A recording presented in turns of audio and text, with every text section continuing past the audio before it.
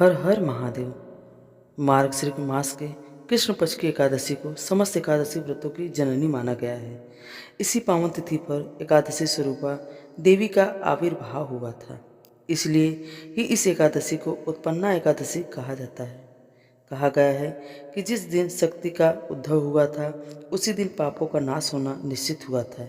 यह वही दिन है जिसे जिसे से एकादशी व्रत रखने की परंपरा आरंभ हुई थी। इसलिए जो भी भक्त पहली बार एकादशी व्रत प्रारंभ करना चाहते हैं वे आज के दिन से ही अपने उपवास और भक्ति जीवन की शुरुआत कर सकते हैं। कलयुग में पाप बहुत जल्दी लगता है, सोच में, शब्द में, आचरण में, और अक्सर आने जाने हमारे ना जाने चाहते हुए भी हमारी गलतियाँ या अपराध हो जाते हैं। ऐसे में शास्त्र कहते हैं कि अन्य सभी उपाय तो कठिन है, किंतु एकादशी सरल और सर्वश्रेष्ठ है। एकादशी ही एकमात्र वह शक्ति है जो समस्त पापों को भस्म कर देती है और मन को निर्मल, चित्त को शांत और आत्मा को मोक्ष प्रदान करती है। तो आइए जानते हैं इस बार मार्गशीर्ष यानी अगहन के महीने में कृष्ण पक्ष में उत्पन्ना एकादशी किस दिन पड़ रही है, व्रत कब रखा जाएगा और पारण मुहूर्त किस दिन क्या रहेगा। इस बार उत्पन्ना एकादशी का व्रत 15 नवंबर दिन शनिवार को रखा जाएगा, क्योंकि एकादशी तिथि 14 नवंबर दिन शुक्रवार को देर रात 12:50 से शुरू हो रही है।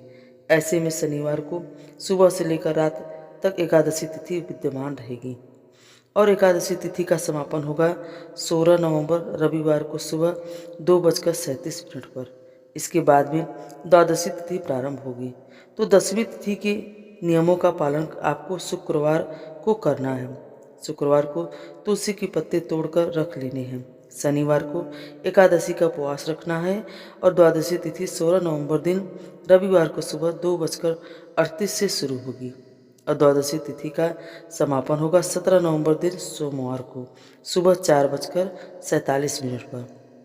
द्वादशी तिथि लगते ही हरिवासर का समय शुरू हो जाता है और हरिवासर का जो समय है वह रविवार को सुबह 2:37 से प्रारंभ हो जाएगा और 1:04 से जो 4 पहर होता है यह द्वादशी तिथि का वह हरिवासर रहता है। हरिवासर का समय रविवार को सुबह 7:10 पर समाप्त होगा और इसके बाद में आप व्रत का पारण करेंगे। तो व्रत पारण कर आप 2 समय में कर सकते हैं। सुबह 7:15 से 8:45 के बीच में अपना व्रत खोल सकते हैं।